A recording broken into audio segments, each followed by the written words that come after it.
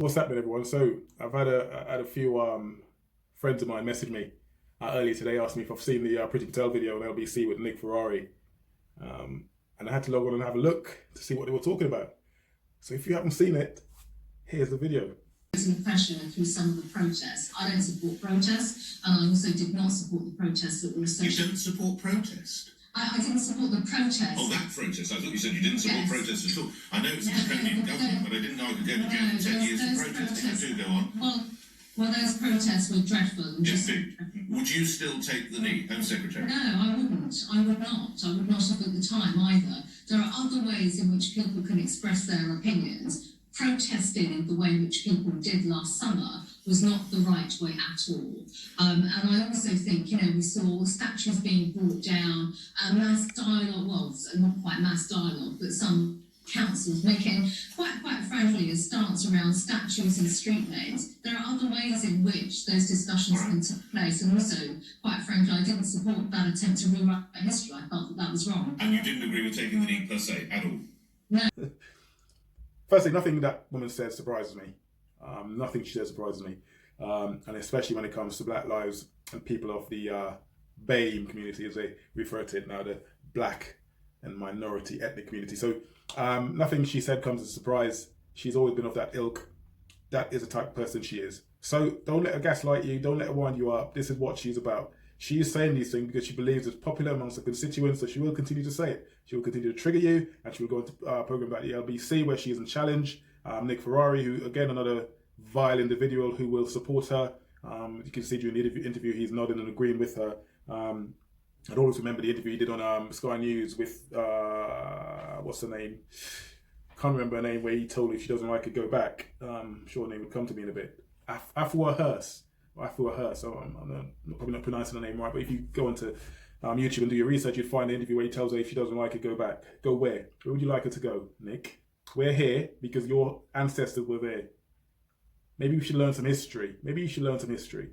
This is a problem. When you have idiots like this who are on popular radio channels and news channels spouting this nonsense, this ignorant nonsense, not having a clue. Nick Ferrari, the useful idiot he is, spouting on, but this comes from an uneducated place.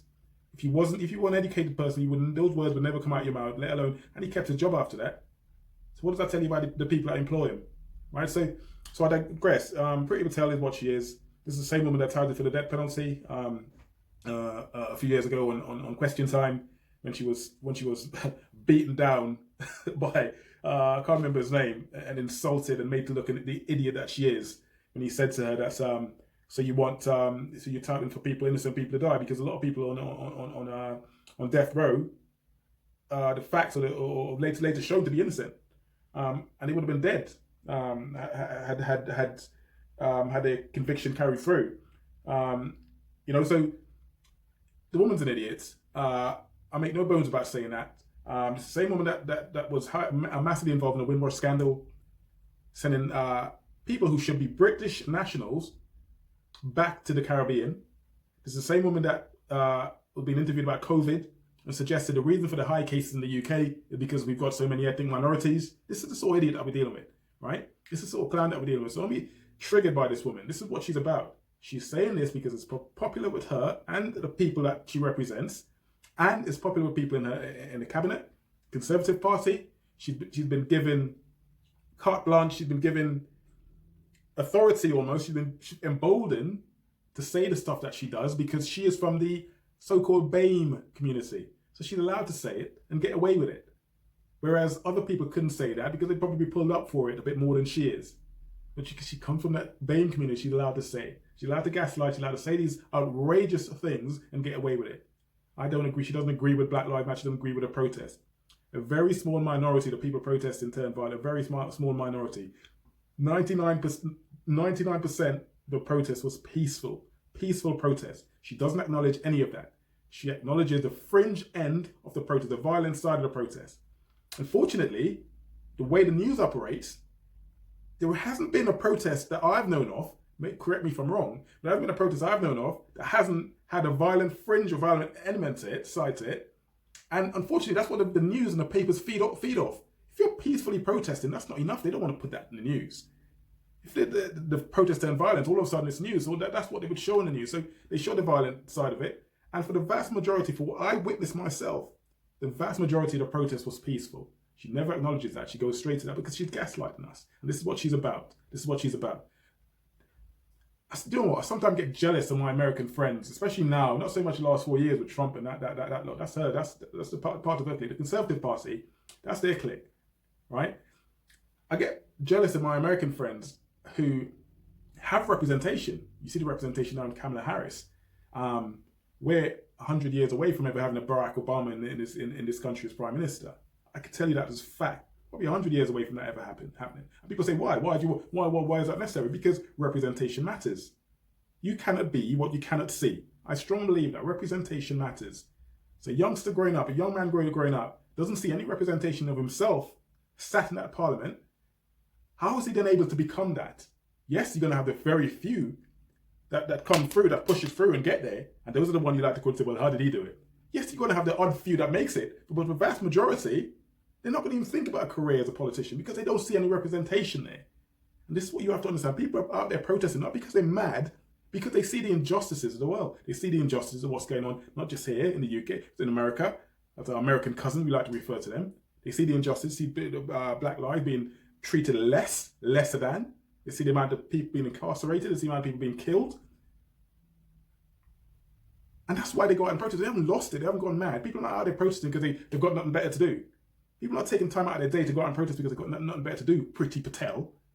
They're not doing it because they're mad. They're doing it because they can see the injustices going on in this world and they want a change. And people like you do not deserve to be in government. You do not deserve to be in government. You should be fired. You should be doing anything else but being in government. She's doing this because it's popular amongst her constituents. It's popular amongst the people that support her in Parliament. They know it's popular. She said she wouldn't say. Remember, politics is a popularity contest. Politics is a popularity contest. People wouldn't say things if it wasn't popular. She wants to be re-elected at some point. She wouldn't say this if she didn't believe it was popular. So she believes there's a vast majority of people, like Nick Ferrari and his cronies, who supports her belief. So she's able to say this without repercussions. And that's it. So it's, it is what it is, and we are where we are. I can't see it changing anytime soon. It's frustrating. I don't feel like I've got any representation in government. I live in a country where I feel I don't see anyone in that government that represent any of my belief, anything I stand for, justice and equal rights for people. Clearly, this woman on here, the Home Secretary, is out here touting, and she's got a history of doing this as well. Not just with Black Lives Matter, she's got a history of doing this as well. So there you go. There ain't much else I can say about this. It is what it is, and I hope, fingers crossed, that change is going to come here in the UK, like it is happening in America. And it's good to see. I'm jealous of my American friends. I really am. I love to have that representation that they seem to have, and the changes I could actually see happening over there. I said Kamala Harris, Stacey Abrams, this world, and all the other names I'm forgetting right now that's in that government. It's good to see that it's happening. It gives me hope, and maybe one day we'd see that here in the UK, but I don't believe it will probably happen in my lifetime. We have to continue to do what we can, do what we do, keep fighting a good fight, stand for something, or we stand for nothing. You've got to stand for something, because there you go. I'm not going to live my life on this. There's no way I'd continue my life not standing for. I have to, and I'm going to continue to try and call these people out as best as I can. Anyway. That's it. That's my feelings on this woman. And I'd end the video with a smile, and I'll catch you guys on the